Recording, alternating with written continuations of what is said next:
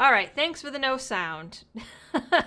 I was actually just saying that the chat activity feed was not popping up, but we have it now. All right, so excellent. Great start. um, all right, so it should be working now. I saw some people in the chat asking if this was a regular video or a regular live stream. Basically, it is short of half and half.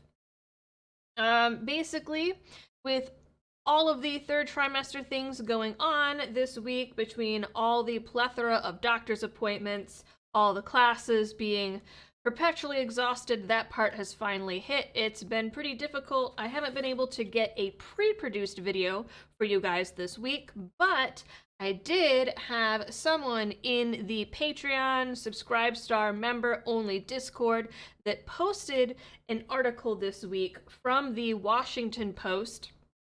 And being in the mental health field, it was just such an excellent example of gaslighting the American people that I said, you know what, this is something that we have to talk about this week.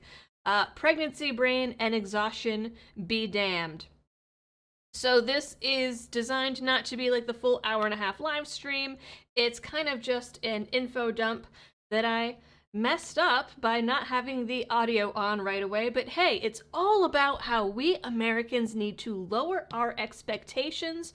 So you know what? Maybe you just need to lower your expectations of this stream and my tech ability.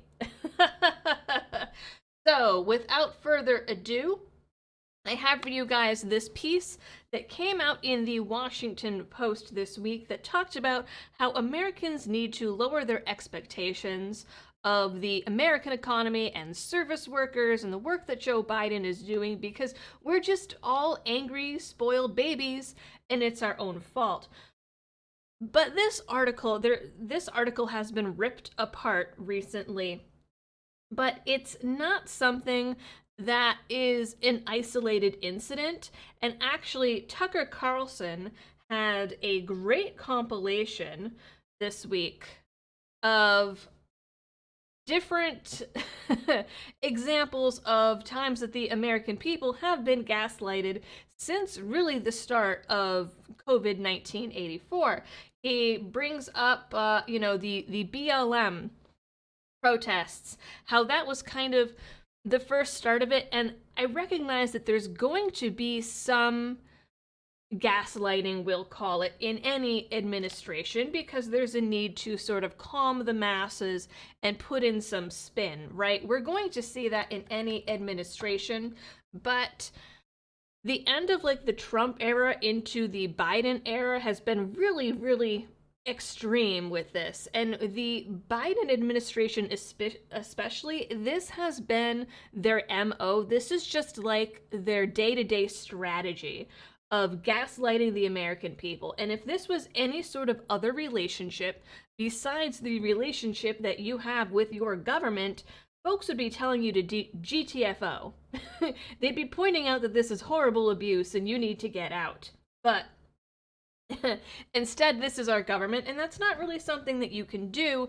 And instead of recognizing that this is what's going on, the legacy media has been pushing it and really just jumping on the bandwagon. So we had the BLM riots all over the summer, where you had these live video feeds of people burning down buildings and breaking into stores and looting businesses, with the reporter standing out front amid the flames saying, well, John, these are mostly peaceful protests.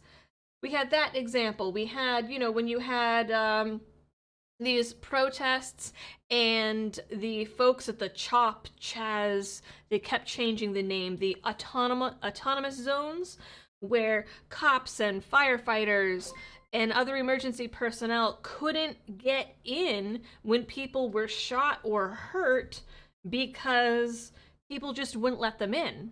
And we had like, it's mostly protests, it's not, generally speaking, unruly. We had that. We had Don Lemon over on CNN saying, oh, well, we shouldn't judge this. And don't get it twisted, thinking that this is something that has never happened before and it's so terrible and these people are savages. He says this is how the country started. When he was reporting specifically, again, on BLM riots and equating it to the Boston Tea Party. He said, this is just another historical example like the Boston Tea Party. We had, talking about the supply chain disruptions. This is one we'll get into in a minute with Jen Psaki. But even here, we have, again, an example of media and politicians blaming the American people. So this is a little tidbit here. I tried to find the original speech and could not. But this little tidbit here is from the San Francisco Mayor London Breed, and this came out when Walgreens and Target and all of these other big box stores over in California started limiting their hours and even closing stores because of all the theft that was going on, because California put out this rule that they weren't going to actually prosecute thefts under a certain amount, and cops just weren't responding to it, and stores were saying, well then, hey, we're not going to do anything about it because we're not going to get involved in this and have violence potentially break out. This is when we were seeing videos of guys just getting on bikes and like riding their bikes into a Walgreens or CVS, filling up a garbage bag of stuff and leaving. And by the way, some of the news outlets, when these stores started putting some of their products in glass cases, said, well, that's racist. You're just being racist. So what happened is a bunch of stores started limiting their hours. Walgreens actually pulled out of some of these areas completely, and we have this mayor here talking about it and saying, well, it's the businesses that made their decisions. We tried to work with them to ensure that they could be in business all across the city, but they made their choice, and they're the ones that are impacting your neighborhoods. I wouldn't go so far as to say that they can't do business, and blamed the businesses rather than the government or government policies for any of that. And this goes on and on. More examples here, tons of examples that he has. I'll even put this in the chat of media and politicians saying that Americans need to lower their expectations of their government and of their economy. Now, on the back of this, we have Jen Psaki did a press conference this week. Well, she's always doing press conferences. And specifically, this was on Tuesday. A reporter asked Jen Psaki about the shortages in America and the issues with the supply chain. Asked on Tuesday whether Biden should have addressed bottlenecks in the supply chain more quickly, Press Secretary Jen Psaki appeared to joke that the problem was only limited to narrowly used goods. The tragedy of the treadmill that's delayed, she said in response to a question about those unable to receive dishwashers, furniture, or treadmills delivered on time, not to mention all sorts of other things. So she jokes about it, and even other White House staff people are calling this a high-class problem. These supply chain shortages are a high-class problem, and she's cracking jokes about treadmills like we're in the dang Hunger Games or something. Some of these shortages in supplies have been chicken, for example, bottled water, pork is supposed to be the next one, diapers, which is perfectly timely for myself. Building materials, paper, anything that you could possibly think of, Halloween candy, goods that people are going to be using for gifts or meals over the holidays. All of these things are facing supply shortages right now. And we even saw when we had that gas issue, right? Because the pipeline went down and was hacked. What did the Biden administration said? They said that there wasn't a supply issue. They said it was because Americans were buying too much gas. It was Americans' fault for going out and buying gasoline that they needed for their day-to-day lives, and that was the issue that was causing the problem, not because the pipeline was hacked, not because there was a supply issue because the pipeline couldn't bring gasoline to the entire East Coast. No, it was the fault of dumb and bratty consumerist Americans. And she even said here, the important thing to understand is that there are multiple issues that are impacting the supply chain, and some of that is the economy has turned back on. More people had expendable income and wages to buy more goods, even though with inflation you actually suffered about 5% drop in wages according to new calculations, but I digress. More people are buying more goods, she said, and we've seen the uptick perhaps related to the fact that this season people are buying even more goods, but we've been working on it since February. So her explanation is that it is a high-class problem being caused by Americans buying more stuff. It has nothing to do with the fact that state governments locked down and shut down their economies for months. It has nothing to do with the fact that the government was handing out pandemic unemployment income. It has nothing to do with the fact that Biden has been continuing those programs and continued the eviction moratorium until basically he was told that he couldn't. It has nothing to do with any government policy. It's purely because Americans are buying stuff.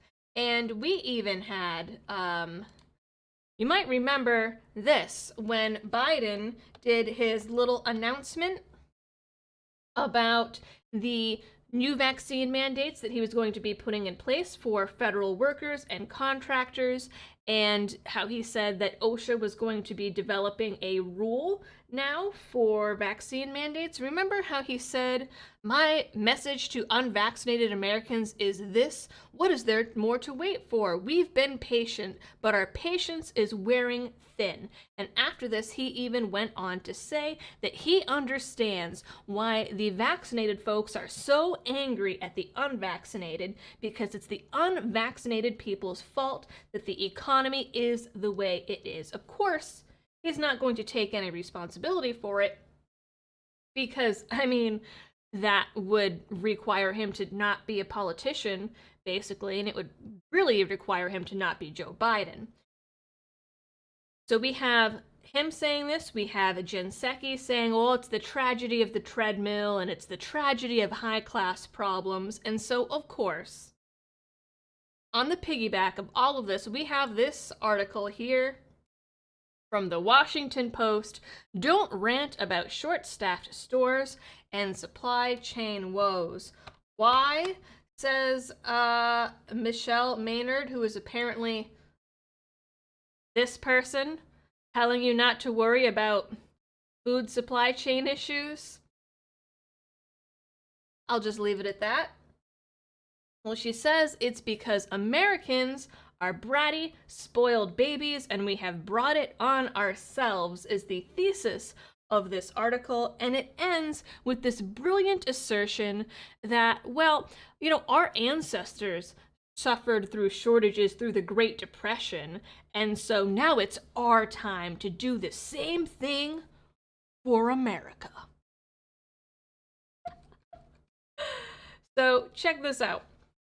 And I'm gonna bounce a little bit between this article and one that came out in the Atlantic, because she builds upon an article that came out in the Atlantic that goes through the supposed history of the service industry and how Americans turned into spoiled brats, basically. So this woman, Michelle Maynard, says that ever since Frederick Taylor published The Principles of Scientific Management in 1911, companies have focused on doing things more quickly and raising consumers' expectations as a result. But his ideas, she said, didn't take into account the havoc that a pandemic might do to supply chains. Well, if this guy wrote this thing in 1911, he also didn't take into account the automation that would develop and other things that would have contributed to expectations of faster service. And she says that because that this guy didn't take into account pandemics when he wrote his little ditty back in 1911, that is why Americans had these big expectations of the economy just zipping back into place, and now we're all disappointed because it hasn't. Never mind that Biden said, oh, he keeps saying that the economy is doing great. And the leftist legacy media says that the economy is doing great. Remember how Biden boasted about saving people 16 cents on the 4th of July? And remember how he keeps saying that gas prices are lower than they've been in 10 years or something like that? These expectations have nothing to do with the government propaganda that has been put out. No, it's because of this rando dude in 1911, says this woman. Across the country, Americans' expectations of speedy service and easy access to consumer products have been crushed like a styrofoam container in a trash compactor. Time for some new, more realistic expectations. So here we have someone else saying we need to lower our expectations as Americans of Biden and of the economy because our expectations are just too high because we're spoiled. And she points out, we have these shipping containers that are stuck off the ports, and fast food has gotten slower, and oh no, there's a shortage in Halloween candy. And, well, yes, that's troublesome, but it's not a big deal, she says. American consumers, their expectations pampered and catered to for decades, are not accustomed to inconvenience. So, her opinion here is that when you go to the grocery store, like I've gone to recently, and find that there are signs again on rationing and limiting of chicken and various meat products, or bottled water, or diapers, or any of these things, she says it's just an inconvenience.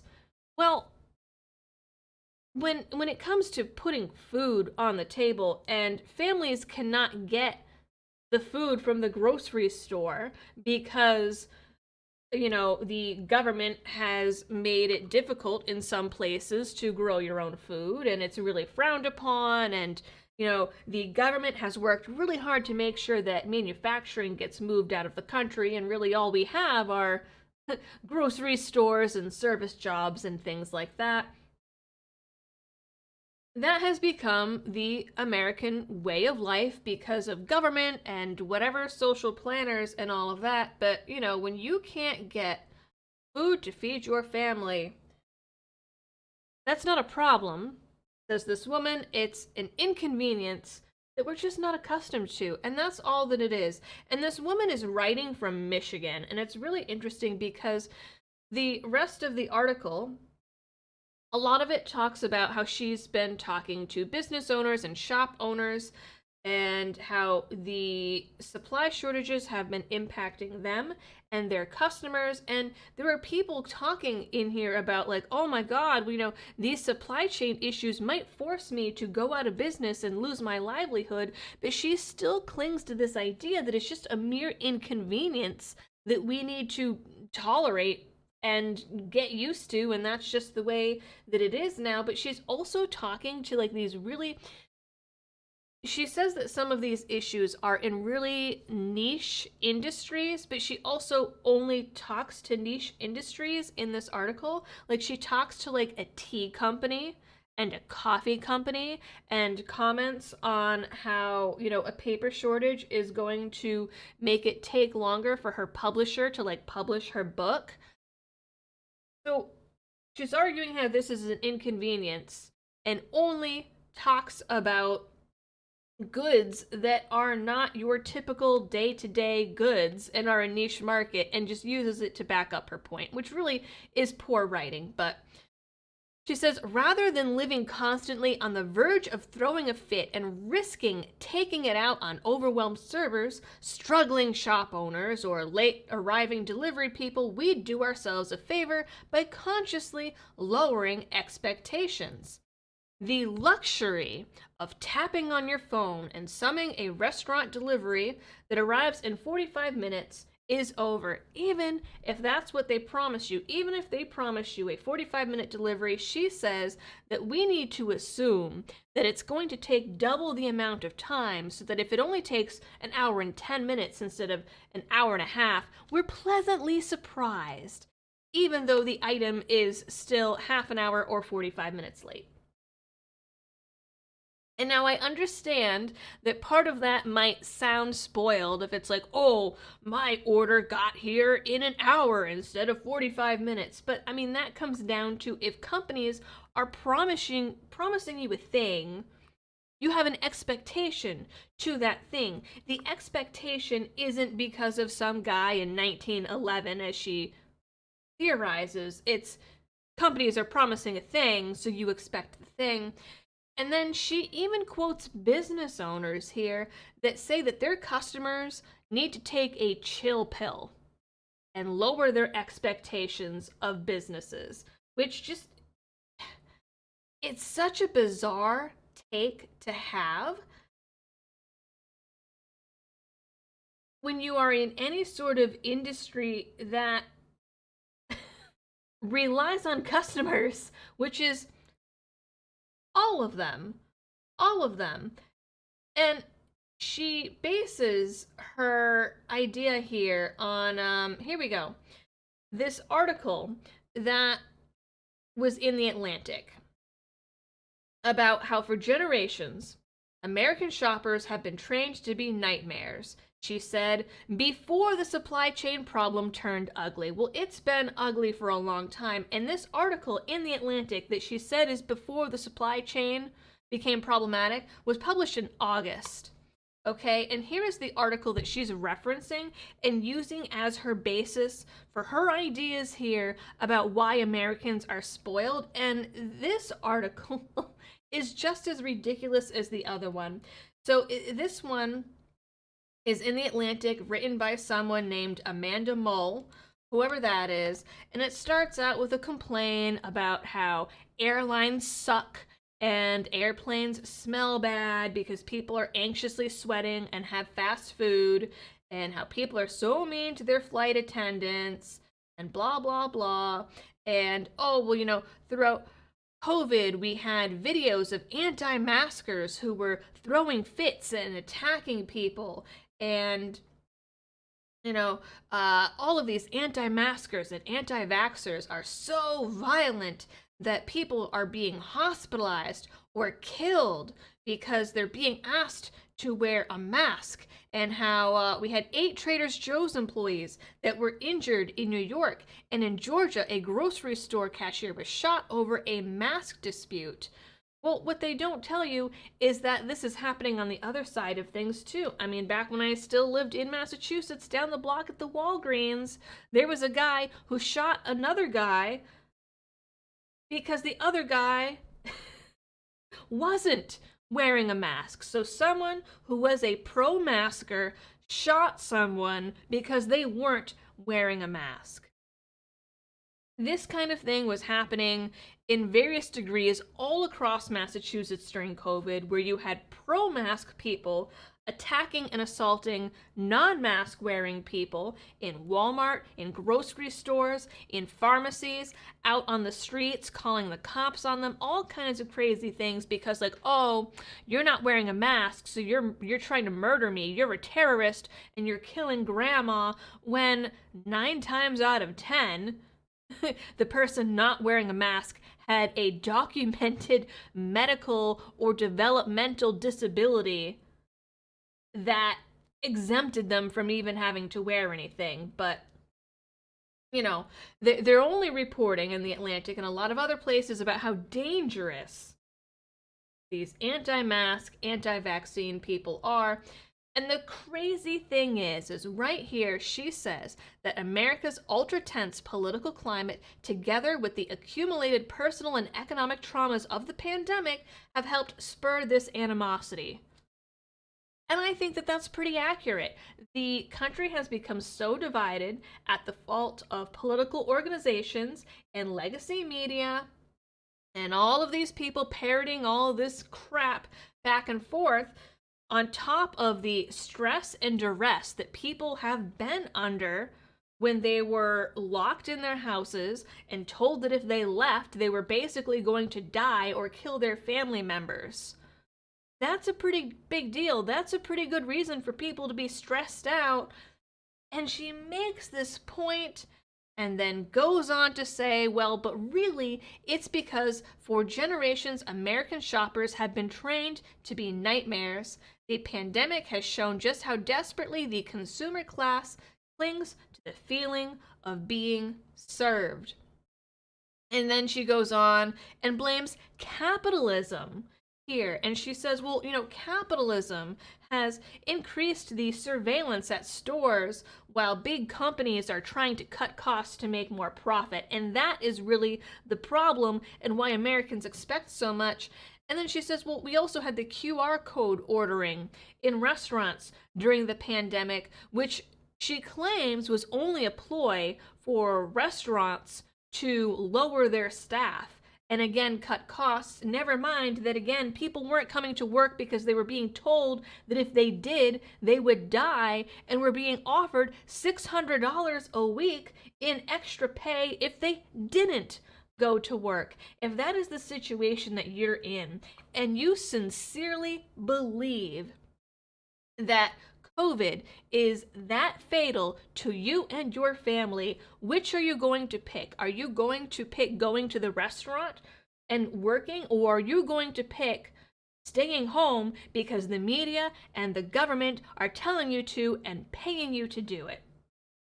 But no, she says, it's not any of that. It's capitalism, and it's capitalism's fault for turning Americans into spoiled brats and then taking it out on employees. And then she says, well, and it's also because the United States exploits people by having more service workers than ever before, doing more types of labor, spread thin across the economy. Again, never mind that government has put into place policies that push manufacturing and all kinds of things overseas and has turned the United States largely into a knowledge economy rather than a goods economy. When that is the case, I mean, of course, you're going to have a large amount of service jobs when the country relies on people sitting in offices doing on their little spreadsheets in front of their computers, or teaching gender studies or something at the local university. There's going to be people that have to serve those people their coffee, or clean their houses, or do the dry cleaning, whatever it is. That's just what happens when we no longer rely on manufacturing goods and services. But again, capitalism. Government didn't influence this in any way. Nope. Media didn't influence it in any way. It's capitalism, she says. And that customer service and the service industry, she claims, is an invention of the past 150 years. Never mind that they have found ruins in ancient Rome of restaurants. Never mind that taverns and inns have been around since the Middle Ages, and I'm sure before. Never mind that housekeepers existed for rich people back in the day, and wet nurses were a thing in the Middle Ages and going forward. All of that. Never mind. No, service and restaurants and things like that only started in the last 150 years because of the Industrial Revolution. I mean, her thesis here is so flawed, and then she just goes into this long ranting history of service workers and how exploited they are and how they've always been exploited over the last 150 years and how it's capitalism's fault, and then says, well, these big companies and brands, they insert themselves into current events. Never mind that Twitter is demanding that people and companies do this. No, they're doing it of their own volition for marketing, and I'm sure in some cases they are, but she's like, oh, and I thought this was funny because she even mentions Black Rifle Coffee. They get a shout out in this article right here about the evils of capitalism and how they've contributed to the current problem. And, talks about how Americans work long hours and their spreadsheets. And again, she praises us no longer being a manufacturing economy, but then calls all of the office jobs and service jobs bullshit jobs. She said, and jobs that have lack a real purpose and meaning. Like, you can't have it both ways, lady. And she says that because of all of this, when we get our DoorDash order 45 minutes late after the estimated time, or, the fast food person messes up your order, or you're corrected by a salesperson, or forgotten by a bartender, or brushed off by a flight attendant, it's not that you're annoyed, it's an existential threat to your self-understanding, because if you're not a service person, you assume that you are better than your waiter or your server, and that is part of the restaurant experience, she claims.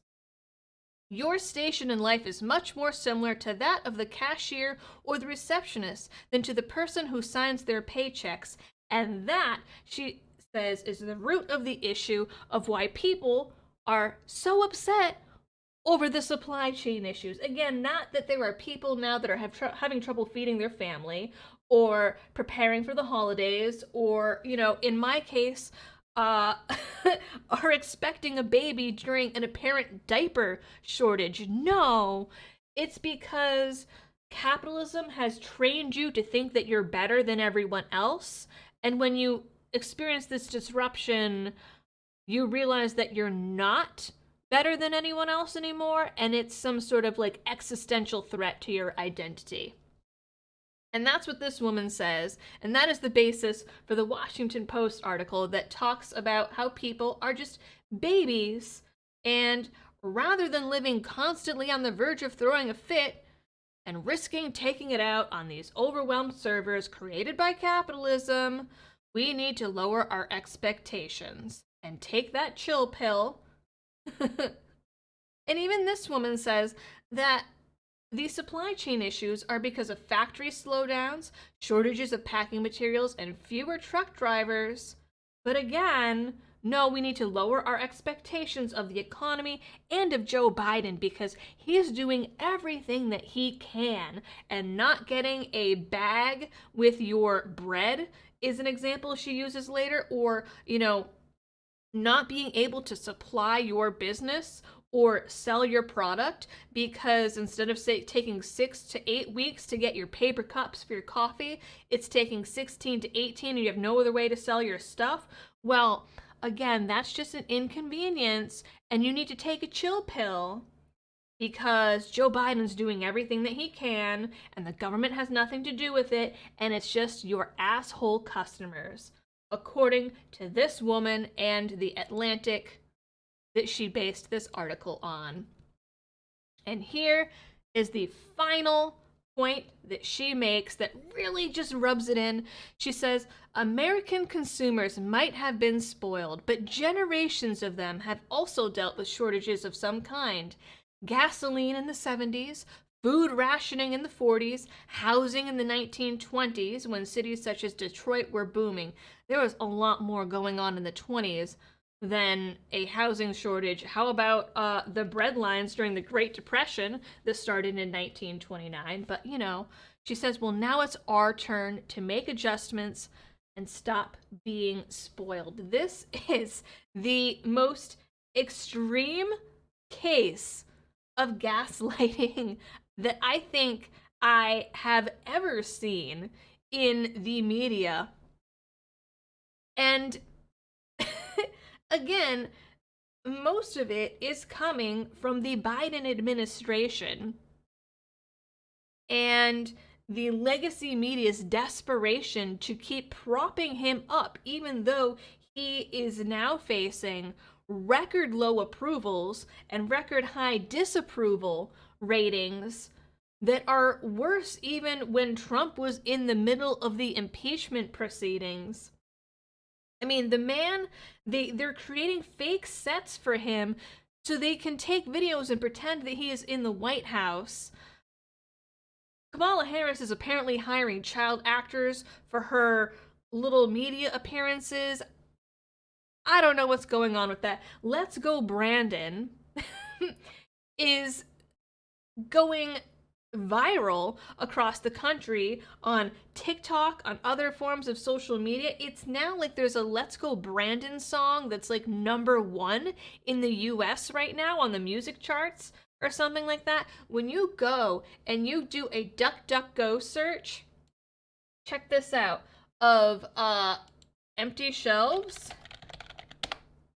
and you do go to images, look what comes up. We have some empty shelves, but then we have all of these shirts. Empty shelves Biden, bare shelves Biden, Let's Go Brandon. And I mean, you can look, like, these are all from different t-shirt companies. It's not all one company that's coming up. And yet, I mean, it goes on and on and on. These are just all anti-Joe Biden t-shirts. When you do a DuckDuckGo image search, again, for empty shelves, this is what you get. And yet, Biden and the legacy media are just there telling you it's your fault and you're being a spoiled brat and you're being a baby because they don't want to keep the supply chains open by, you know, having the ports go 24 hours a day, because they now suddenly are calling in the National Guard and considering the National Guard to go unload the ships, some of which, these cargo ships, have been out floating around for 6 months waiting to come in. I hope to God that there are no immigrants in any of those shipping containers, because that's going to be an ugly scene if there are. You know, never mind again that state governments shut down their economies. They did these lockdowns, they shut down factories, they put restrictions on factories, they put restrictions on any business that basically wasn't Walmart or Target or any of these other big box stores. They limited even then the amount of stuff that you could buy. They're doing that again. There are states like California that have restrictions on the trucks that truckers can use to even come into the ports and grab any of those goods and distribute them across the country. We have Biden just doing these ridiculous policies, forcing companies to mandate vaccines, saying that that's not the issue, so then the media lies and says it's a weather issue, or something like this. We have the Great Resignation going on with all of these vaccine mandates, and the freedom flu and all of this, but no, none of that is real. Jen Psaki says instead, the fact that you cannot get as much groceries as you want, or your business is suffering because you can't get supplies, that is a high-class problem. And it's really just the tragedy of the late treadmill. That is so tone-deaf and rude. And like I said, it is the biggest example that I have seen in any administration of the gaslighting of the American people. And it is absolutely insane.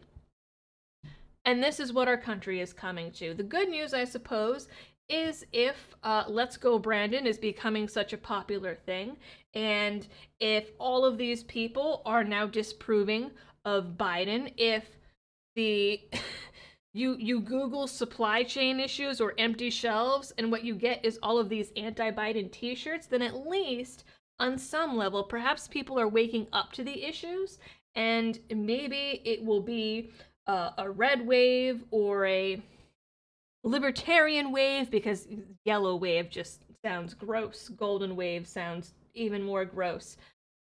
Maybe we will have out of this a huge wave of people that see the issues and put more of an emphasis on personal responsibility, on freedom from government mandates, from people that are more freedom-minded in general, that recognize that government should not be in all of these aspects of our lives and shouldn't be nannying people and babysitting people at the government teat. That is a possibility. The question then becomes, will America, as a coherent, cogent, unified being, for lack of a better word, will America, in that sense, survive until that point? That becomes the big question. And we really have no idea. I see a super chat that just came in from Brandon Let's Go. Says, no one remembers when Carter said to wear a sweater to keep home heating bills down in the winter when oil prices were skyrocketing in the 70s. Well, I mean, that's not something that I would remember because I am not old enough to remember that. I wasn't born yet, rather. But we can hope. We can hope that at least there are some people that are waking up to the issues and are being red-pilled or yellow-pilled or black-pilled or some sort of pilled that isn't the blue wave. So that is the information that I wanted to import on you guys. So I know that there were some super chats and things that came in. So I'm going to check those out. I really don't know why the activity feed isn't working properly to show these to me. I don't really know what's going on. So let's see if I can get in and scroll all the way up and see these. No, all right. So I'm going to have to open a separate window real quick to make sure that I get these. Normally I have a nice little window that gives me all of the super chats and tips and things like that coming in from the tip page, and I'm not getting that for some reason. But let's see, we got a few in. Steve Pat says, hope you and Liberty Bun are doing well. We're doing the best that we can under current government circumstances. Omega says, error, calculation implausible, incapable of lowering expectations of the Joe Biden, cannot exceed negative 9,001, does not compute. Pretty accurate.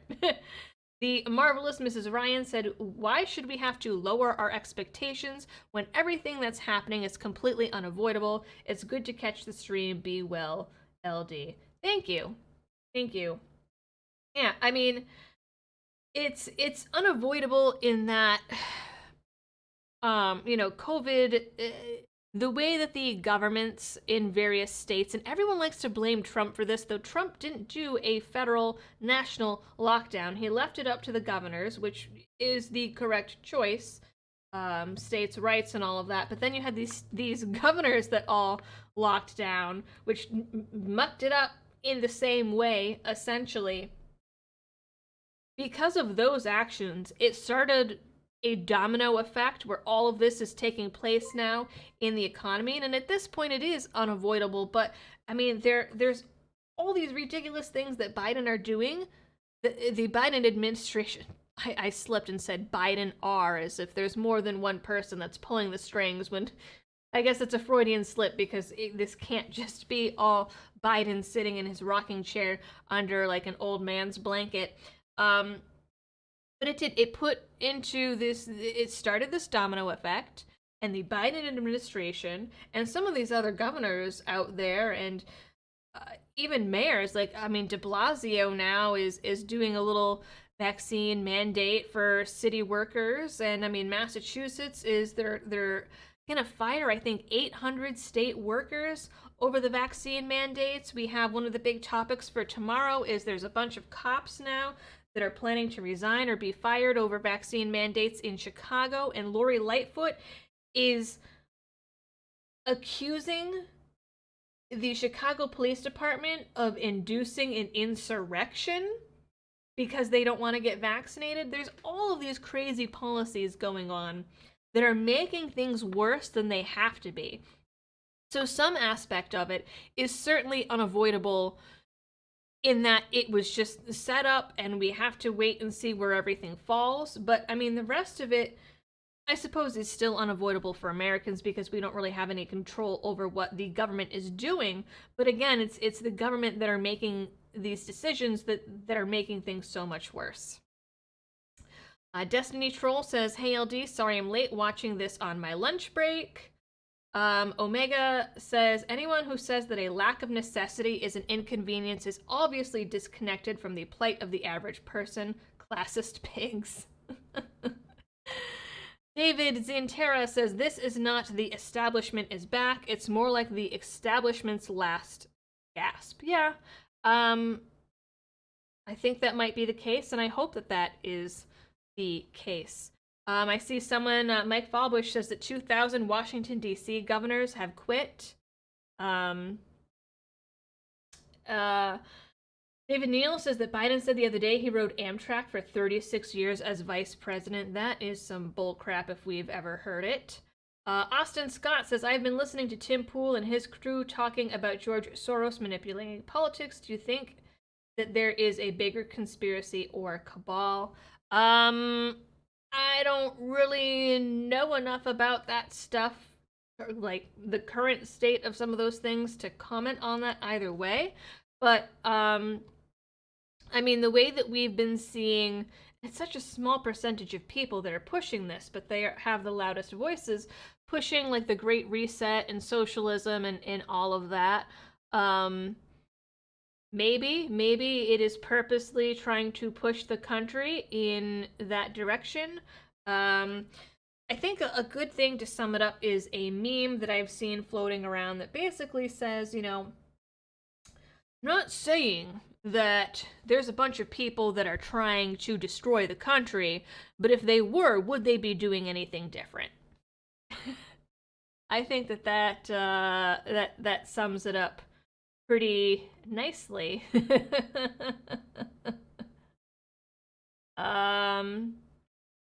Mike Wabush also says that Angry Prepper showed a picture of a $150 of groceries that he bought. It looked like $50 worth. Yeah, I mean, I've been seeing prices going up, and it's funny because even, you know, I have this baby registry here, and things that I put on it only 2 months ago, some of them have jumped up $50 within 2 months. Some of them $20 and $30, and they send me an email every week when prices on things go up, and I'm just watching. It's not even things are going up $1 or $2 at a time. They're jumping $10, $20, $30 at a time. Diapers have gone up in price within like the last couple of months, you know, now that I've been paying attention to things like that.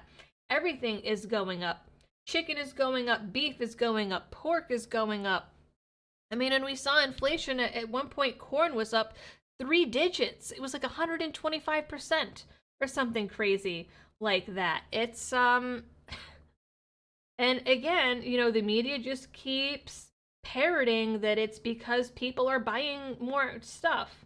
And I mean, there is some legitimacy there, I suppose, in that, you know, people were home because they were on lockdown and so they were buying more groceries. But then, you know, you see some media outlets saying that, and then you see other media outlets saying, well, people were buying more fast food and that just put too much pressure on, you know, chicken supplies because people were buying more Chick-fil-A, and so it's all the people that bought Chick-fil-A now that are causing the shortage in chicken. Really? Really? How about the fact that, like, Tyson Foods kept getting shut down? all throughout COVID.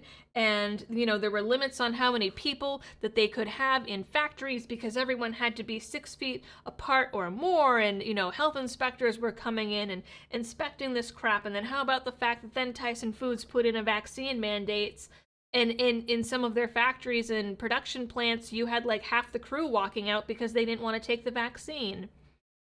How about that's probably one of the issues behind the chicken shortage, and not that these dumb, lazy, fat, bratty Americans were buying Chick-fil-A. I mean, maybe that's what it is, but I suppose if we have to lower our expectations of Biden and of the economy, we should lower our expectations of journalists while we're at it, because they never report on facts anymore, and they certainly don't let facts get in the way of good, sensational reporting, right? Ugh. So, Andrew King says it's a manufactured shortage, and it could be.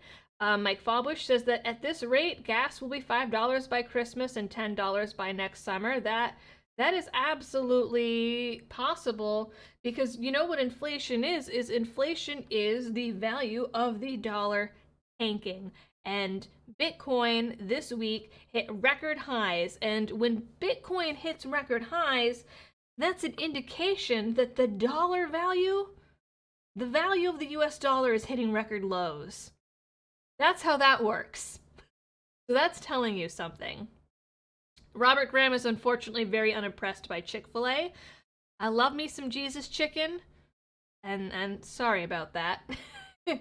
But so I don't want to stay on too long. I said that this was going to be a shorter thing, and as always, it ends up going up to like 50 minutes or so. So I'm probably, I might leave this as is.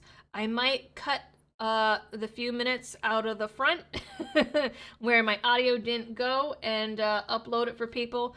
I'll figure it out. But thanks everyone for tuning in for this last minute live chat / ranting about the gaslighting of the US government and legacy media.